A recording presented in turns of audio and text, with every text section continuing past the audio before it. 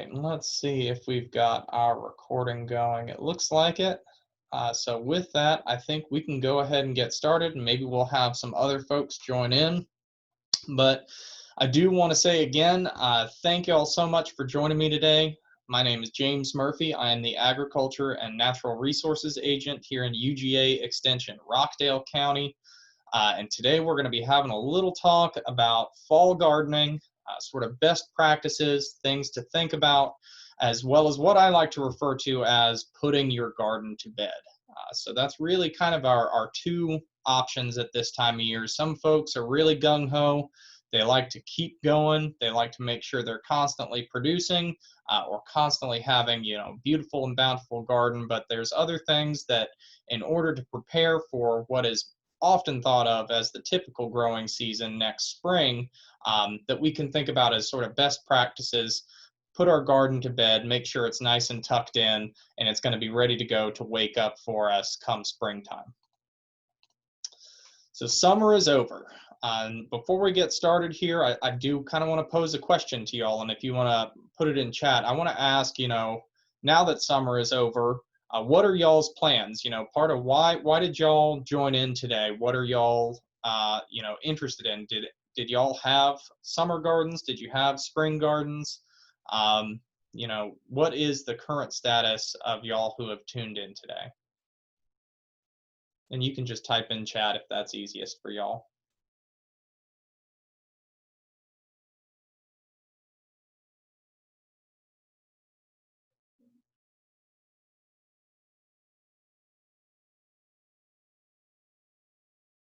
All right, Karen trying to learn some more about gardening. Zaya trying to figure out about fall and winter veggies and fruits.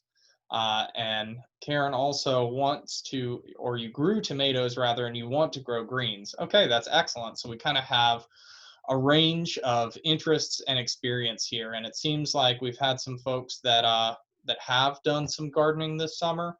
But this is, a question that I think is posed to a lot of folks because for me especially, typically this time of year is a time of harvest. It's a time of kind of turning things over. It's a time of dormancy. But it is that question you ask if you're an avid gardener, if you're interested in producing your own food or just having a beautiful landscape, maybe you start to ask some of these questions. So that's some of the ones that have been posed here. We want to learn about how do we take things a little bit further. So that is kind of asking that question. And that sort of gets back to the title of this talk, which is, are we going to keep gardening, or are we going to kind of, tuck things in, and are we going to sort of get ready for next year, which are both very valid things to think about going into the fall and winter months. So one of the things that I wanted to touch on first is sort of just addressing why we think about gardening in the fall.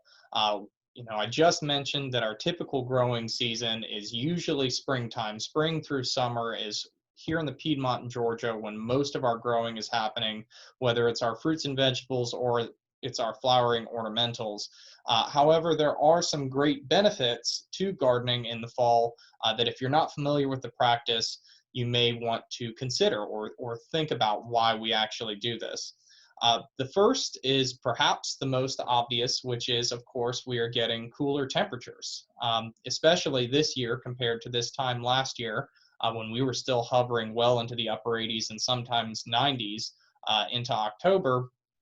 Thankfully, this year, we're getting a little bit more of an easy sort of taper of summertime into the fall. And for those of y'all that answered in the chat that you did some gardening this summer, that you are probably well acquainted with just how difficult that summer field work can be, just how hot it can be, how sweaty it can be.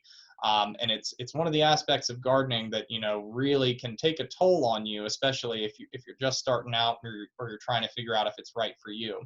However, of course, in the fall, not only are those cooler temperatures beneficial for ourselves in terms of, kind of taking away some of that hot sweatiness, they're also beneficial for some of our plant growth.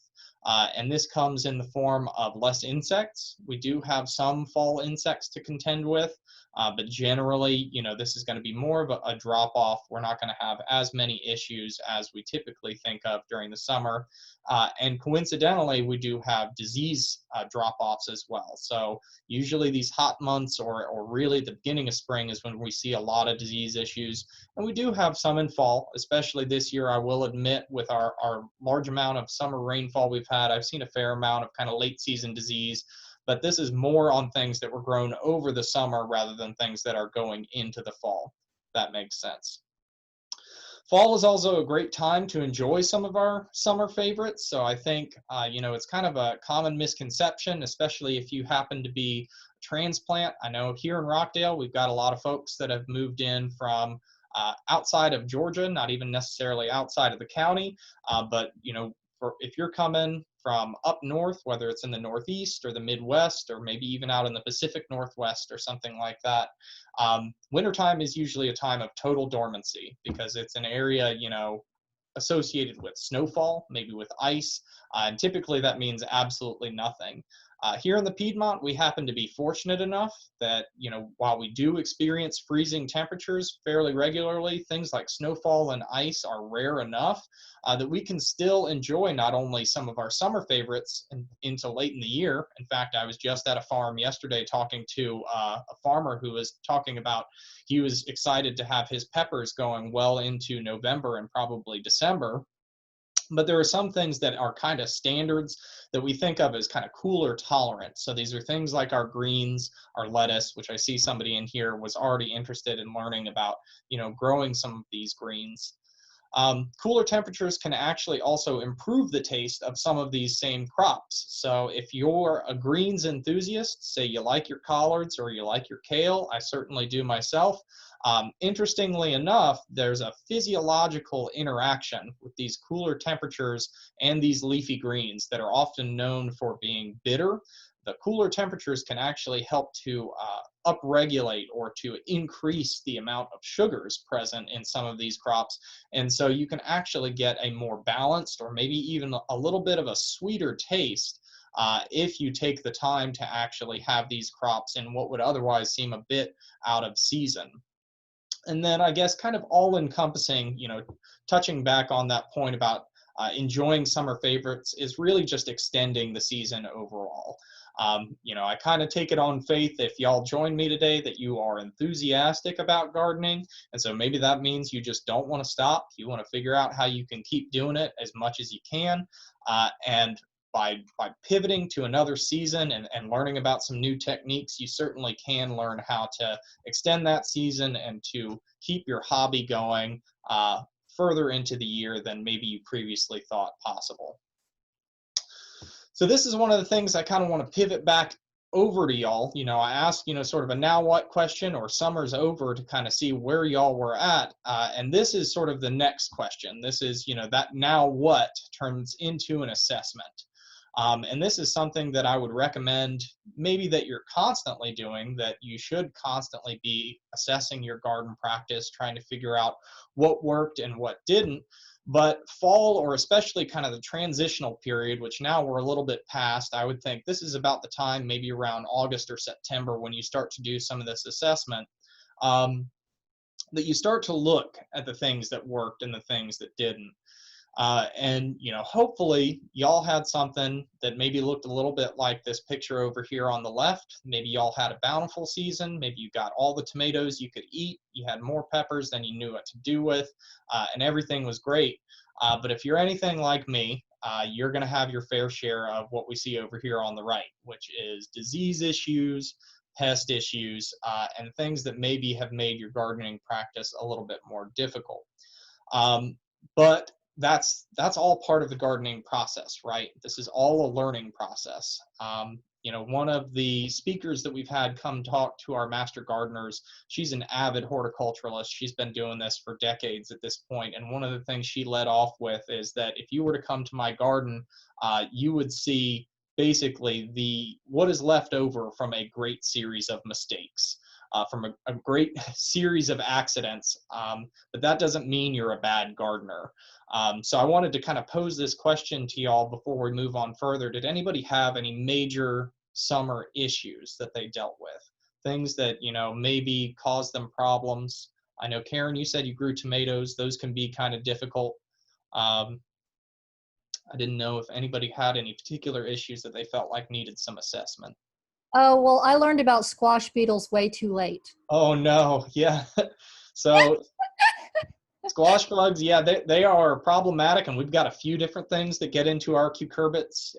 Actually got some lady beetles, oddly enough, that do like to eat that foliage too, the bright yellow ones.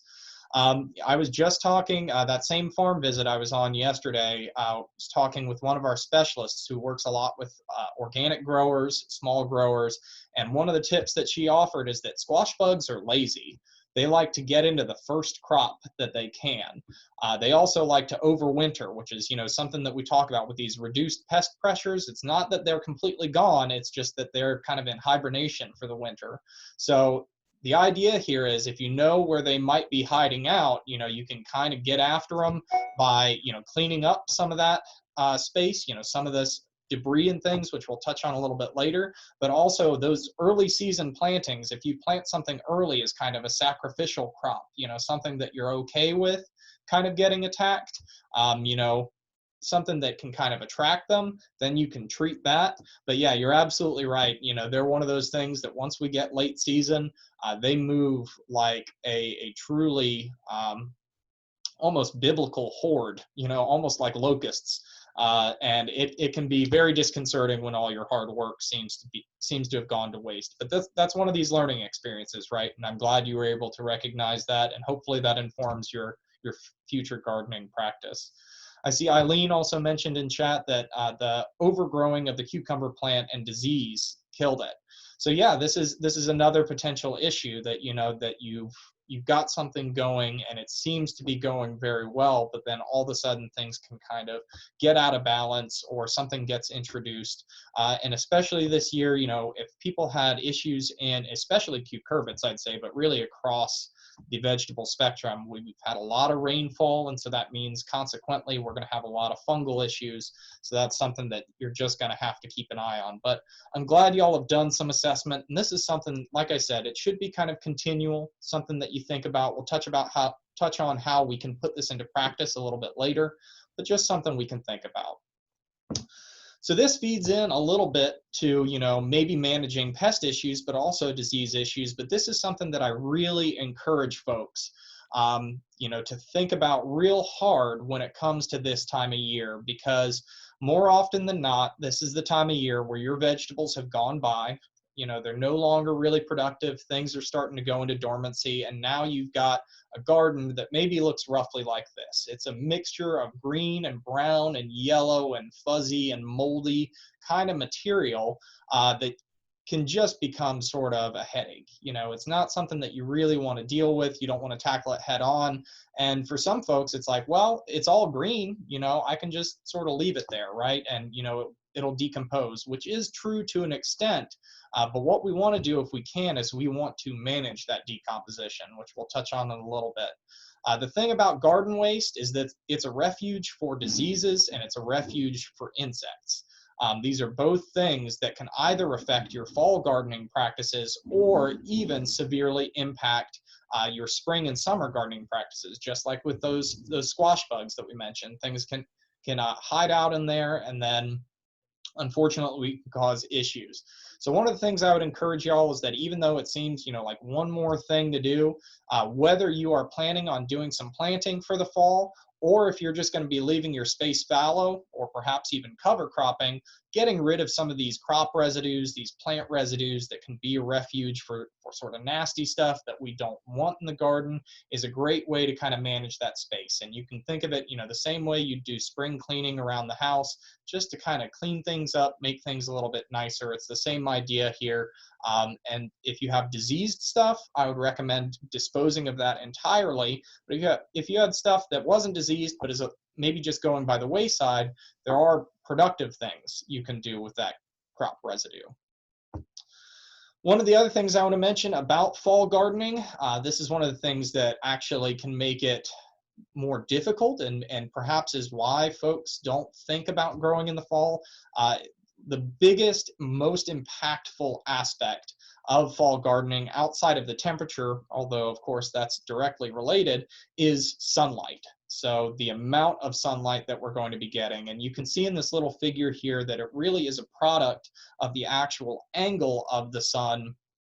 So that the problem here is that if you have an area where you've successfully grown over the summer that maybe got that requisite 6 to 8 hours of full sunlight, depending on the change in that angle of sunlight, and especially if you've got an area that's bordered by trees or structures, all of a sudden you may be finding that you may be getting only 6 hours, or maybe only 4 hours, or maybe only 2 hours, especially as that season progresses. So when you are planting your garden or you're trying to do a fall planting, it's important to reassess your summer area for how your fall area looks. And maybe now you think about, I need to move my garden, or maybe I need to remanage the space around it in order to make it more appealing. Because if you're sunlight limited, that's ultimately going to hamstring the growth of any potential plants that you could put there. And by restricting that growth, it's going to make them more susceptible to other issues. We want to make our plants as happy and healthy as possible, especially for things that are more summer friendly if we want to extend them into the fall.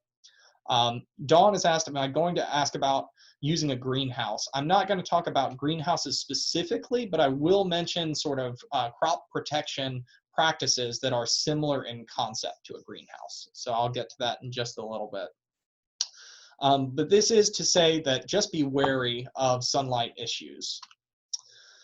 So when you are trying to make the most of your season, it's good to think about, really the date I want to put in y'all's mind for fall gardening or extending your season is the 13th of November, which it's hard to believe it's coming up quicker than we can think about right now.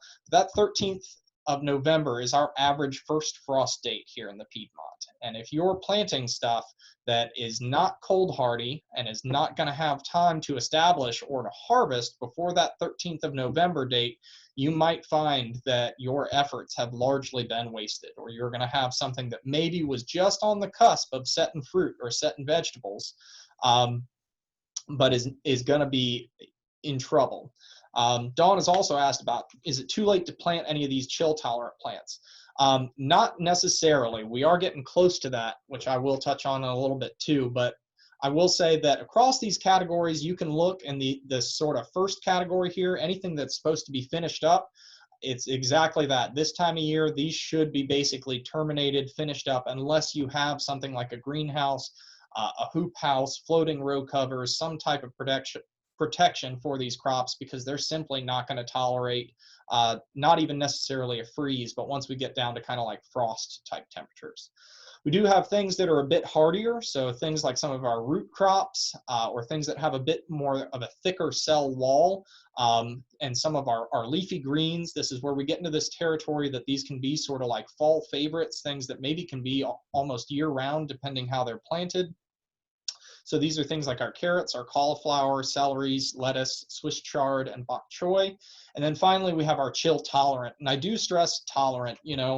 If we get a hard ice storm, if we get a hard freeze or a long period of freezing weather, there's a good chance that you're still going to have some plant damage. And so you should think about some of these practices we'll talk about in a little bit. But these are things that are, I would say, chill tolerant. And generally speaking, right now, if you're planting from starts, you can probably get these in the ground. Some of these I wouldn't seed at this point. Maybe some of our rapid seeding stuff, like our radishes, you could probably get away with.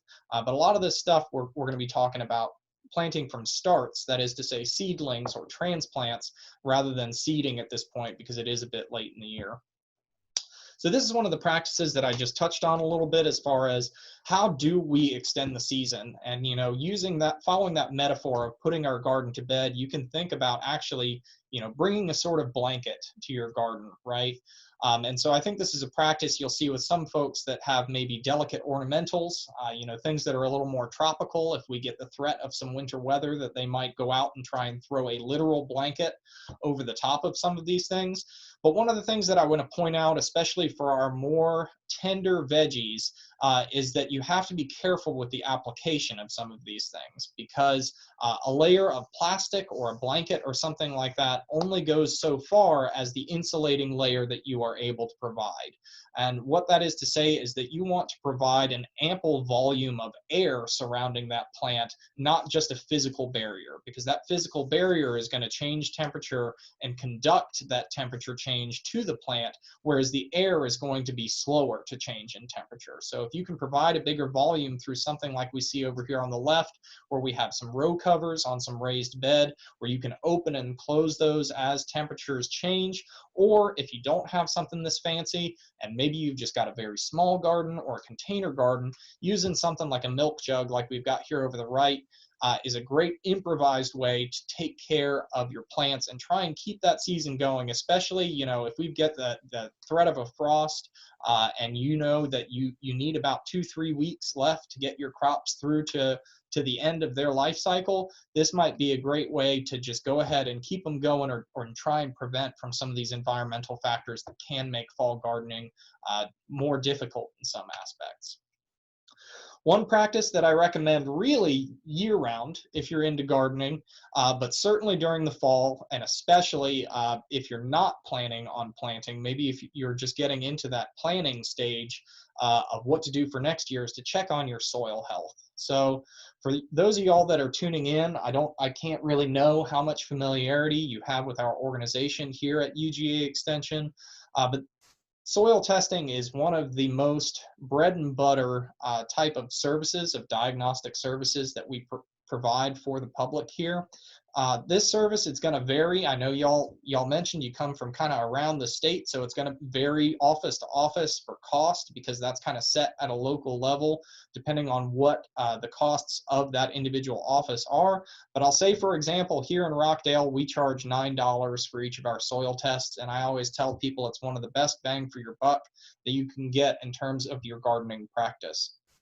So you'll see here, you know, this is sort of the basic practice. I'm not going to go too in depth on it, because we do have a nice publication available online or by request if y'all want to email me, that'll tell you exactly how to do this. But the idea here is you're going to sample across a representative area. It's not just soil from an individual place. You want to kind of get, you know, sort of a zigzag or checkerboard across an area, and we need at least a pint of soil, and it's critical. You can see that brown soil test bag up there in the top left that has that dotted line. If you do some soil testing, you don't necessarily need to bring it into the office in this bag, but you should ensure that you have at least a pint of soil. That volume is critical to getting a good analysis. And what you get on the other side is something like we see over here on the right. This is an example soil report, and it's going to give you the levels. You'll see up top here, you get a nice bar graph readout of where all your levels are actually at in terms of your macronutrients, your micronutrients, as well as your pH. But then you can see below, we also have a recommendation. So that's part of what Extension does. We try and make recommendations to educate y'all as the public as to what is the best practice or what you should actually do. So this is something I think, regardless of where your head is at for planting for this season, you may consider for next year regardless, for something that you can think about for getting your garden in shape, for getting your soil in better shape, because happy soil is going to lead to happy plants. Talking a little bit more, I mentioned, you know, managing some of our garden wastes, and you know, I lament that I only have a single slide for this, because composting is a talk that is complicated. It can really lead to some heated exchanges. I think people can have strong opinions about the proper way to compost, and I don't think there's any real consensus on the 100% best way to do it. I think a lot of gardeners have their kind of secret formula or their secret sauce. But the idea here is that this is a combination. You're trying to reach a balance of carbon and nitrogen, which we'll talk about those ratios in a little bit, but an ideal ratio of carbon and nitrogen, that is brown materials, those carbon heavy materials, which are things like leaves, straw, woody materials, you know, wood chips, things like that, with our green materials. So these are things that are going to be more nitrogen heavy. So grass clippings, food scraps, manures, fresh leaves, things like that. By adding these together with some water, with some air, and with the native macro and microorganisms that are present in your soil already, the end result after a period of time and a fair amount of heat generation should be a finely processed and composted material. So this is that controlled rot, that controlled degradation that we kind of touched on a little bit earlier with managing our garden waste. The end result should be something that is nutrient heavy, that is of a uniform particle size, and can be used to sort of augment your garden, can be used to top dress or to till into your soil to help improve that overall soil health. So I know this is a big topic. We have another publication about this online. If y'all are interested in learning more about composting, you can always reach out to me after the fact. But this is basically one great way to utilize some of that garden waste, again, as long as you didn't have disease issues on it. Another practice that I really want to recommend, it's important year-round, but perhaps even more so in the cooler months, is mulching. Mulching, I think, is often overlooked as maybe something that is optional or something that is really only for aesthetic purposes, for having, you know, a garden that looks sort of well composed or uniform. But the benefits of mulch are really multiple or myriad. One of the biggest ones when we're talking about fall gardening is temperature regulation. So just like when we talked about some of these plastic containers or row covers, in order to regulate that temperature, but instead of regulating our air temperature around our leaves, we're now talking about regulating the soil temperature around the roots. Now, soil is obviously going to change even slower than air because you have a much greater density of physical material, but this is something we definitely want to keep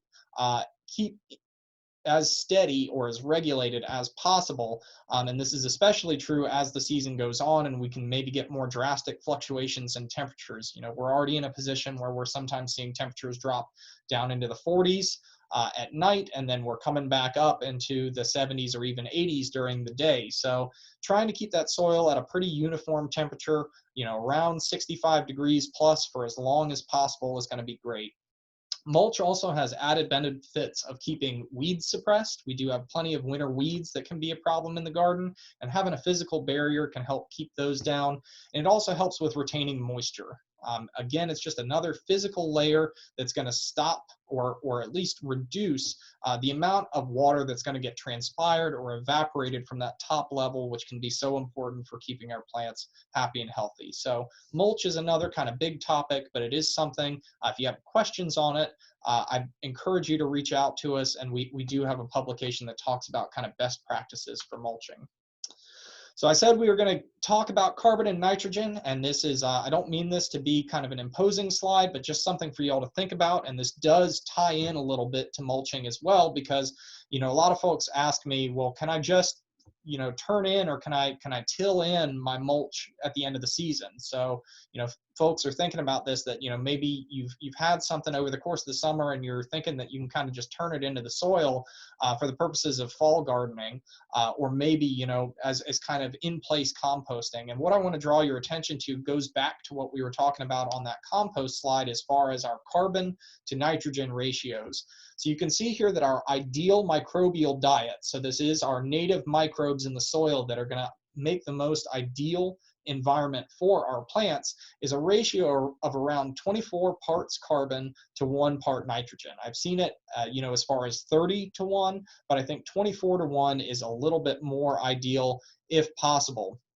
And the idea here is why you have to be careful about what you're actually incorporating into your soil. So this goes back to composting, as well as managing some of those garden wastes that you may have from summertime.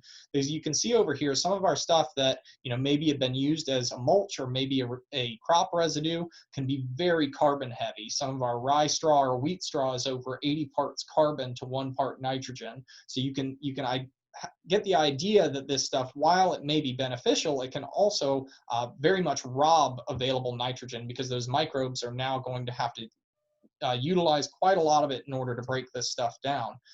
However, on the other side of things, you can see stuff that maybe is a little more nitrogen heavy, some manures, some legumes, or something like a cover crop, which we'll touch on, can help skew that ratio a bit in the other direction. So all of this, you know, all this to say, you want to try and manage your soil. You want to try and manage it to the level that you're not having to deal with perhaps so many inputs, or perhaps even have to reduce your reliance on things like inorganic fertilizers if you can utilize some of these things to help kind of make it a more synergistic relationship. So one of the things that I do want to point out is how we can actually do this, some of the good soil amendments that we do recommend. And these are things that can help to up what we call tilth. So that is sort of our soil texture, our overall soil composition, our pore size, because our native soils here in Rockdale County are generally quite clay heavy, and that may obviously differ depending on where you're tuning in from in the state. But here generally we have a very small particle size.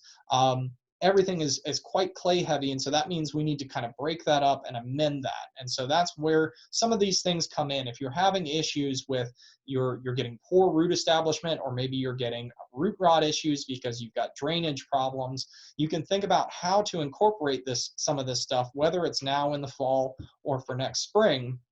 And you can see everything that we have here is kind of relatively in that realm.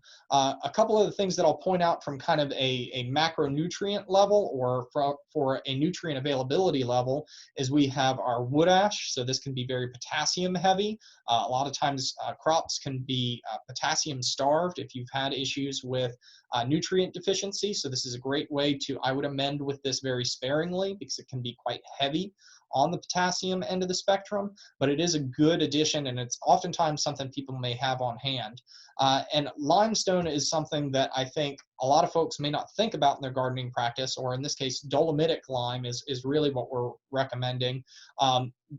Lime is important for managing our pH. So that was one of the things that I mentioned from our soil testing, but pH is perhaps one of the most critical and also overlooked aspects of our soil. Oftentimes on our recommendations, we're gonna advise a certain amount of lime to be applied for a given unit area. And this is just because our plants are most happy at the range of around 6 to 6.5, or 6 to 6.5 on the pH scale. So that is to say, just barely acidic. So just on the acidic side of neutral. And this is an ideal environment, because even if you're doing all this good work, you've got great compost, or you're amending with inorganic fertilizers or what have you, if that pH is out of whack, the nutrients simply won't be available to the plant roots. And so this is something that I want to make sure y'all pay attention to, especially if you end up doing some soil testing. So how do we actually prepare the ground? I know I've just kind of bombarded you all with a lot of different things, but this is something that, if we want to get it ready to go, how do we actually do it? So as we mentioned, we want to remove some of those crop residues because they do present a disease issue. I would put them in a compost pile, let them rest. That way, we can potentially deal with issues of volunteer seed not making its way into the garden, or disease issues making its way into the garden. And then you want to take whatever you're amending with, in this case, compost or worm castings, into those top few inches. You don't really need to do a deep till on this. This is something that you could probably till into just, maybe top 3-4 inches. And you can either do this by hand, with a hoe or with a shovel. Doing sort of a double dig type setup is possible and is beneficial, but it is also very labor intensive. Or you can do this mechanically using something like a harrow or maybe a tiller. And then you just want to add the recommended amount of nitrogen in with this as well. And so this will depend on what source you'd like to use. We get a lot of interest in organic sources rather than inorganic. And I will say one of the things we have on offer through UGA Extension is a free online calculator for converting inorganic recommendations to organic recommendations. So if organic gardening is part of your practice and you get a soil test through us, but you're like, I don't want to use 10-10-10, we can help you to change that recommendation to be more in line with what you'd like to do. But you can see here some examples when we're trying to get somewhere around 1/3 to 1/2 pound per 100 square feet, doing some simple calculations on roughly the approximate amount of nitrogen available in things like soybean meal versus blood meal versus 10-10-10. You can see the relative amounts that you have to add per 100 square foot. And this is obviously something then you'd have to scale. But this is a great way to get things ready and get them in good shape for your crops.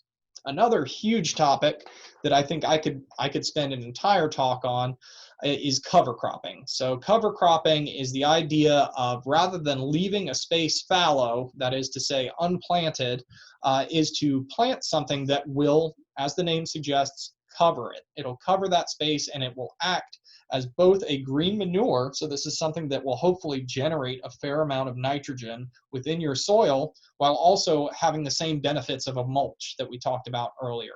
So this is something that's going to help retain that moisture, to help regulate that temperature, and it's going to help hold on to your soil as well. So in the case of, usually in the winter we get a fair amount of water coming down, we get a fair amount of rainfall. This is a great way to hold on to your valuable soil while improving it at the same time.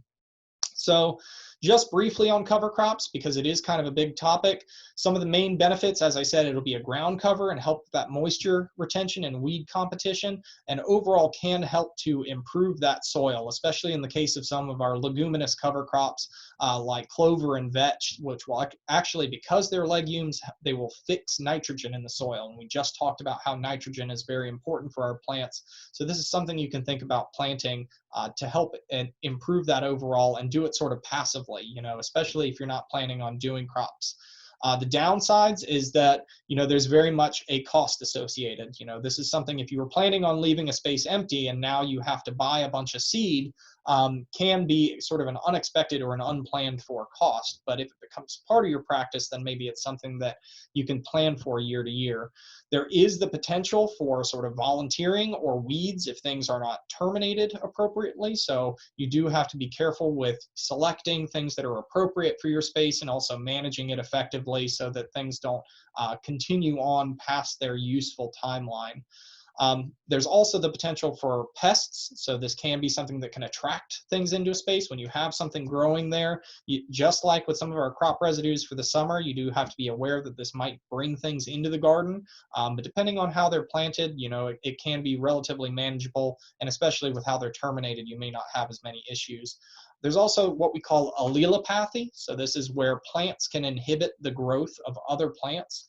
And so we see this sometimes in issues where some plants, some cover crops can, if not terminated early enough, or you don't have a long enough period between termination of those cover crops and planting of your new crops, that there can be some negative interaction. But that's something that we can always discuss with y'all here at the office if you want to get into cover cropping, so we can make sure that you don't have any major issues. And then over here on the right, this is just a short list of some of our recommended winter cover crops, and full stop, we always recommend a mixture. You can plant one of these, but you'll get a lot more benefits in your garden if you mix this up. Maybe choose one grass and one legume and kind of intermix those, or maybe even a forb, something like radishes or beets, or even a leafy green. You can use kale or lettuce as a potential cover crop. Fall is also the time for garden maintenance. So now we're kind of delving away a little bit from our vegetables, and we're going to get a little bit into our ornamentals. And this is a non-inclusive list of some of the things that we can think about pruning. Fall is often the time when I get a lot of calls about, hey, when should I prune this? How should I prune this? And generally speaking, the cooler months, or the time of dormancy, is the time to think about when you want to prune things. And generally speaking, now is the time to prune things that are going to bloom next spring, or that are going to be early bloomers, to go ahead and remove any damaged or unnecessary foliage, to get in there and kind of clear things out, open up that canopy, and it's going to help reduce issues with fungi, reduce issues with environmental damage if we do get a strong storm or a freeze that could cause issues with bark damage. As I said, this list is not all inclusive. You're definitely going to have to do a little bit more research if you have a plant that's not on this list, and we can certainly help you with that here at the office. But I do recommend pruning as a general rule to be something that you think about from the fall into the winter, and maybe even early spring. Now, things that do bloom early in spring, they are going to be pruned actually after the fact. So I mentioned earlier, so I think I may have mixed up my words a little bit. Things that are going to bloom in the summertime, rather, this is the time to prune. And early spring bloomers, you will actually prune them after they bloom out. That way you don't take away any of the already set bloom buds. So just to clarify on that, but we can always straighten that out if you have a question about a particular plant. So we started this talk off by talking a little bit about, fall is generally a time of dormancy, of harvest, of things kind of going from bright colors to dull colors. But I want to encourage y'all that, it's still possible to have a very beautiful planted space depending on what you select. And I think down in the bottom left here in the top right, we have perhaps two of the greatest poster children, our mums and our pansies for fall gardening. These are ones that you very commonly see offered around garden centers, things that you will see on offer at this time of year. And truth be told, even though these things are often marketed as kind of a temporary thing, especially our mums, I feel like a lot of folks, they buy them, they've got them in pots, and they're done within only a week or two, and that's usually just because they have fairly weak root systems. These things can be planted and they can keep going for quite a long period of time. You can have your mums go for a while. We do have some other ones like our snapdragons as well as our hurricane lilies that they are actively in bloom at this time of year. They're gorgeous, and it's a great way to add these pops of color, these pinks, these reds, these oranges to an otherwise, sort of more drab landscape. So if you're looking for ways to kind of punch up that color, this is definitely a great way to do it. Some more unconventional, or maybe these are things that you haven't thought about as much, and this can, at least in our top row here, kind of cross over into some of our edible aspects, is some of our ornamental kales and cabbages. So these are great because, as we talked about earlier in the talk, they are incredibly cold hardy, and some of them can be quite striking in coloration. You can get this beautiful sort of variegation, these deep purple and fuchsia hues, as well as this nice contrast. You can see it as we've got here, where you have kind of a very light or white heart with a dark or purple or red heart, can make for a nice contrast in the garden. That these are really low maintenance. They're gonna hold up to environmental issues as well as pest issues. Some other things, these are, I would say, also in the category of unconventional, because I think when we're talking landscaping, most people think shrubs or flowers, are ornamental grasses. So ornamental grasses can be great because they're usually very, very drought tolerant for the most part, which makes them very low maintenance, but also they can be one of those things that, come this time of year, that's when they're putting on their big showy seed heads. They can look really nice, kind of blowing in the breeze, especially if you do kind of like a marginal planting, or if you've got a lower one like this dwarf muley grass that we have over here on the left.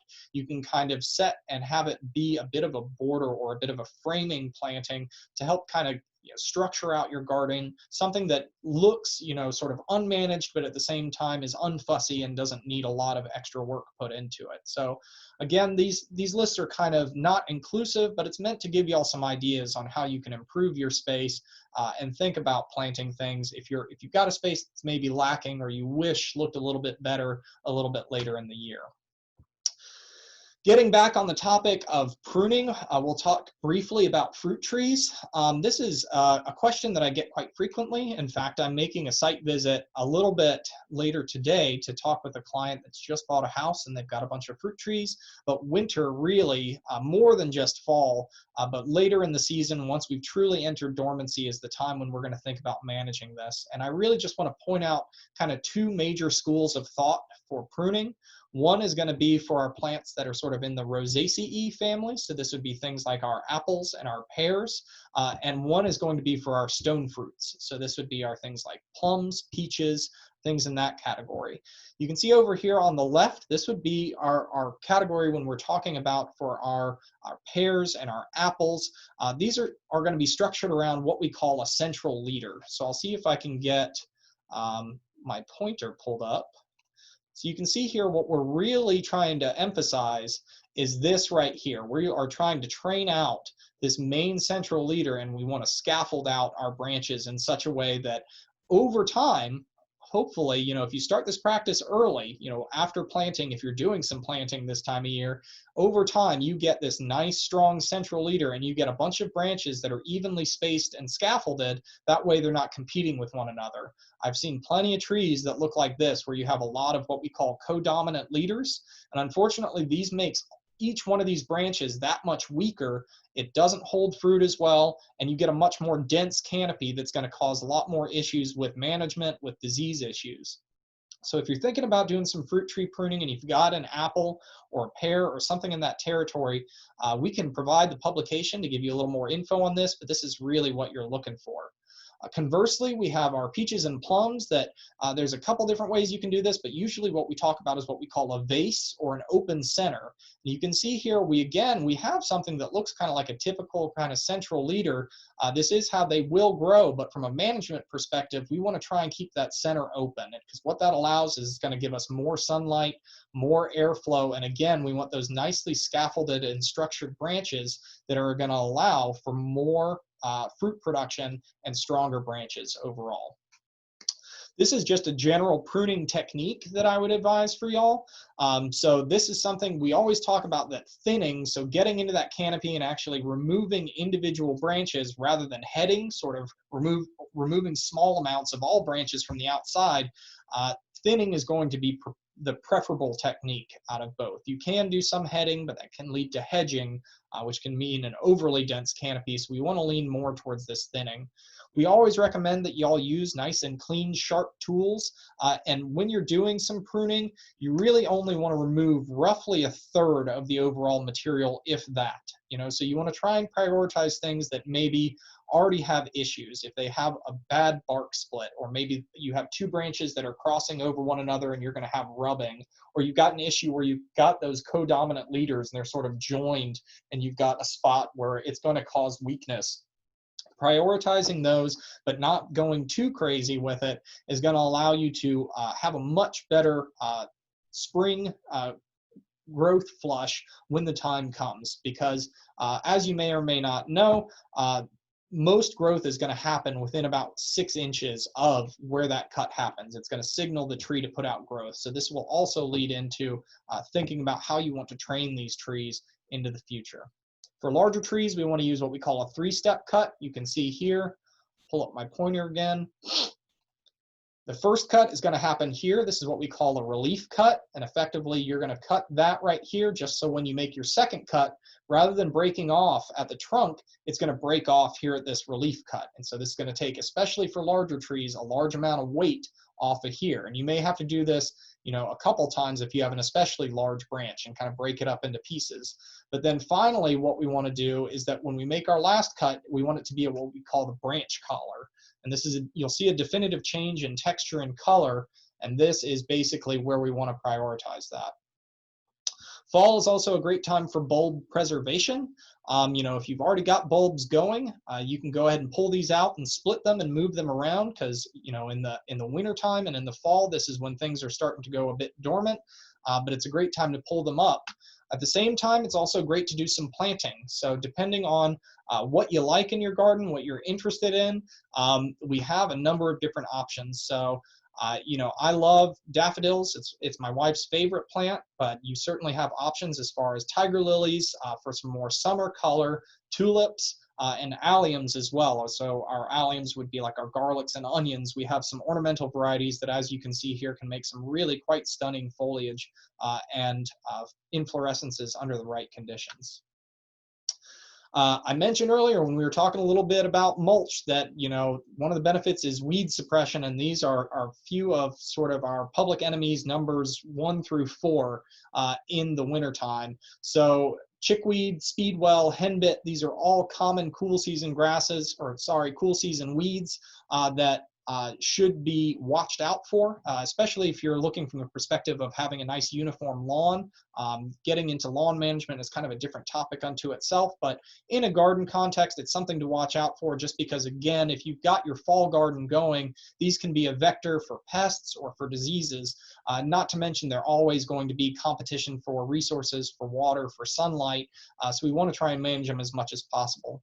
Down here in the bottom right, Poa annua is an invasive and weedy grass that is a big problem and can be hard to manage through conventional chemical means. And so this is something, if you're having issues with it, certainly let us know here at the office, and we'll be happy to advise you a little bit more on that. So all that to say, what can we actually do to kind of integrate this, or to put this into practice? And it says, planning for spring at the top of this slide, but I think this is something that we can plan for the fall, or really at any time of year. And there's a couple things that I would advise. One of those is having a journal. A garden journal I think is highly beneficial, something that you can keep track of these things. I asked y'all at the top of the talk, have you done some assessment? What were some of the problems? And I'm glad that y'all were able to respond and to reply with some of that stuff. But it's easy to forget things. People forget things all the time. It's unfortunately super easy, but this is a great way that you can keep track of your failures and successes and hopefully inform your practices for the future. Another thing that I would recommend, especially when we're talking about our vegetable planting, is to use something like a planner. So this would be something like, it could be as simple as graph paper, but there are also online planners that'll help you actually grid things out for what the spacing is recommended. And you can always inform this with some of our vegetable planting publications that we're happy to provide y'all, that'll give you a sense of how far and how many things should be planted in a given space. That'll help you then inform how many seeds do I need to buy, how many starts do I need to buy, how much compost do I need to apply. So using these two things in tandem can be great for kind of keeping tabs on your garden and keeping it in good shape. Another practice that I like to recommend for folks, that is part of that planning and planting practice, is what we call crop rotation. Generally speaking, crop rotation is the practice by which you will move major groups of crops, that is closely related groups of crops, from one part of the garden to another part of the garden to avoid issues of disease buildup or resource overutilization from season to season. So in particular, we can have some major benefits of doing this. We talked about some of our cover crops, our leguminous cover crops like our vetch or our clover, and the same is true for some of our vegetable crops. These are going to help fix nitrogen, so you can have our legumes that, while they give you a nice vegetable at the end of the day, you can move them to another space, and all of a sudden you can now move in your new crops season to season and take advantage of that fixed nitrogen in that spot. And the same benefit is, as I mentioned, some of our major disease issues will be within sort of major crops. And so you can see within here we have a lot of things in our solanaceous crops, so our eggplants, our tomatoes, our potatoes, our peppers. A lot of these can have the same disease issues. And so by making sure you're not planting them all in the same space, season to season and year to year, you can then move those around the garden and you're going to have less of a buildup. What'll help with that too is making sure that you're also trying to select for resistant varieties, especially for some of our nastier wilts like fusarium and verticillium. Looking for varieties that have that built in or have been selected for that are going to be beneficial to minimizing the amount of disease issues. However, it's all resistance, right? There's no such thing as full immunity, generally speaking. So it's all part of the practice of trying to reduce some of these disease issues that some of y'all I saw mentioned in chat when I was asking, how things went basically this summer. One last thing that I want to touch on before we finish up here. It's not a direct plant practice like so many of the other things that we've touched on, but rather this is a good cultural practice and something to think of while you've got the time, while you've got the downtime, and that's to do some good old-fashioned machine maintenance or some tool maintenance. And really the idea here is, just like you did an assessment of your garden space, just like you got a chance to kind of take a look at things to assess your successes and your failures, you want to take the same time to do that with the tools, because they are so important to your success. And I think it's too often that folks might just take garden tools for granted and say that they're meant to do a job, so they should always just do it consistently, but that's certainly not the case. So taking the time for, if you're using clippers, shears, loppers, anything with a slicing blade, to make sure that that blade is sharpened and any pivots are lubricated, screws are tightened to make sure things aren't rattling around and you're getting the best leverage you can. For our shovels or our hose or anything that is going to be used for manually mixing up the soil or digging, I highly recommend sharpening, hand sharpening or machine sharpening. A sharp shovel is a life changer. If you've never used one that's been properly sharpened, it will absolutely blow your mind just how much easier it can make the difficult task of digging in the soil, especially around here in Rockdale, where again, our soil is so clay heavy and has the habit of being quite hard panned. For anything that you have that has an engine or a motor, I definitely recommend some kind of preventative maintenance, just checking on, pivots and blades and screws, just like I mentioned for our hand tools, just because with that motor, there's going to be a lot of rattling and shaking over the course of the season. Checking, getting dirt out of things, clearing any tubing or anything like that.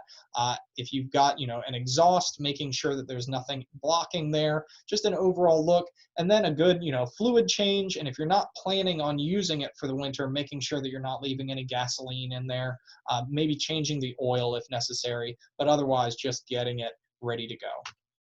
So with that, we've kind of come to the end of the talk, and I know we've covered a lot of ground without getting too specific on anything in particular, but I'd like to open it up. If y'all have questions now, you can certainly ask them in the chat, or if you want to unmute, you can certainly do that too.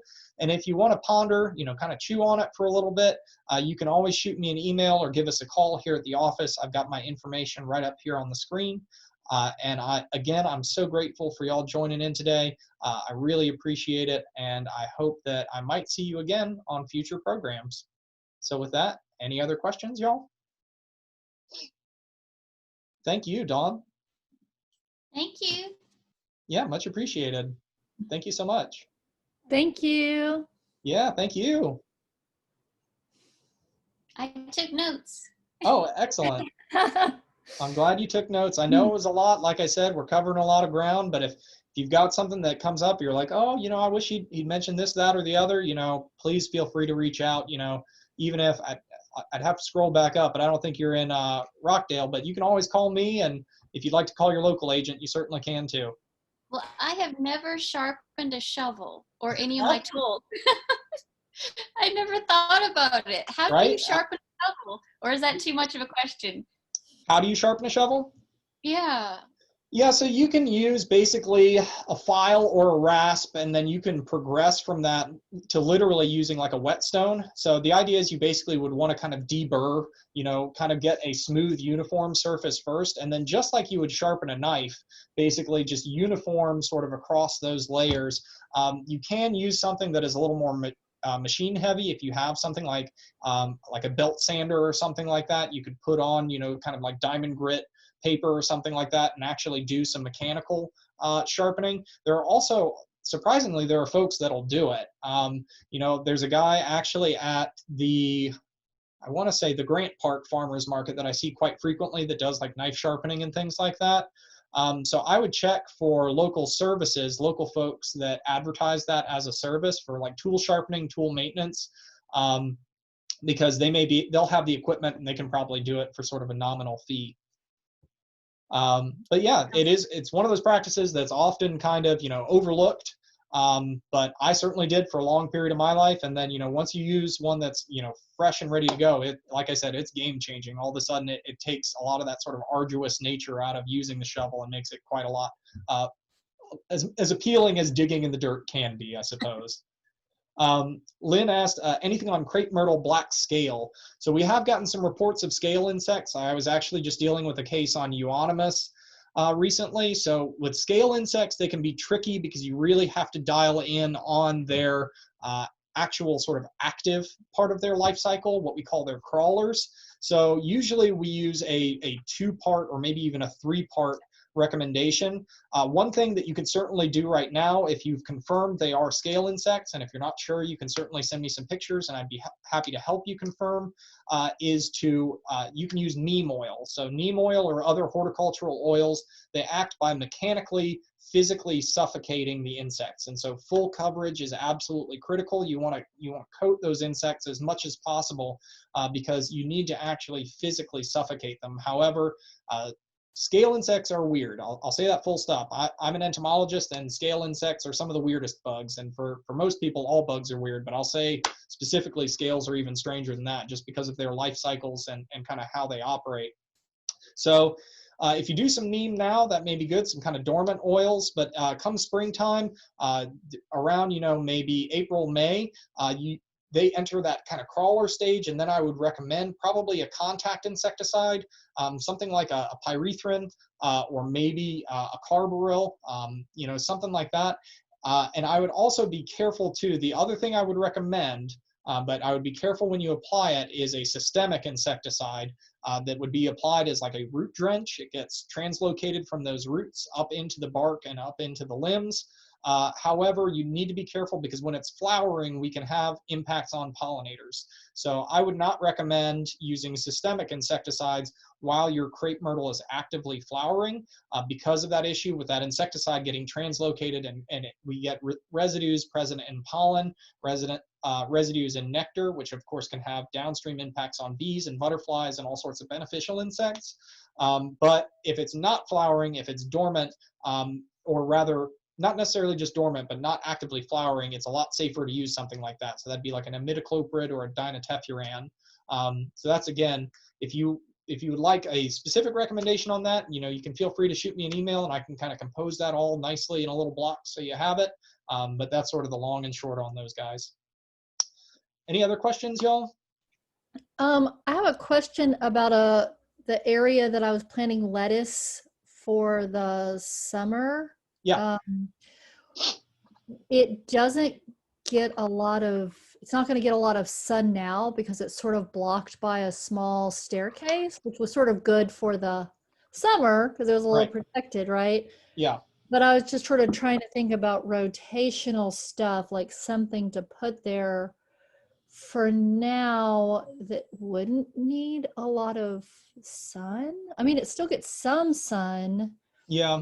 But everything's like, it's on the northwest corner of the house. So it's going to get less of the afternoon sun now because of that diagonal nature of the sunlight. Yeah. You could potentially, if you're okay with it being kind of temporary, you could potentially look at doing some kind of woodier herbs.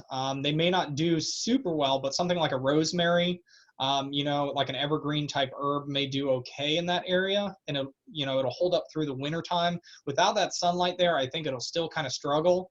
I think you could try. It's a little late in the year, but you may be able to try some herbs to get them in that space. But as we get, towards truly wintertime, they're going to get terminated all the same. That's tough to say. I mean, how many hours of sunlight would you say that it gets? I don't know. The house, we actually had to rebuild the house. So Okay. this part of the house, like it's never been in this form before. I'm unsure, like the place where it's would normally get the hottest part of the afternoon sun, there's a large magnolia that will be between the sun and it now, which normally during the summer it's above and it gets the hot sun, but now the sun's going to be so low that during that really hot time frame the magnolia is going to be blocking it. I'm afraid, like it's already getting really low and I'm like, oh yeah, that magnolia is going to be a problem. Right.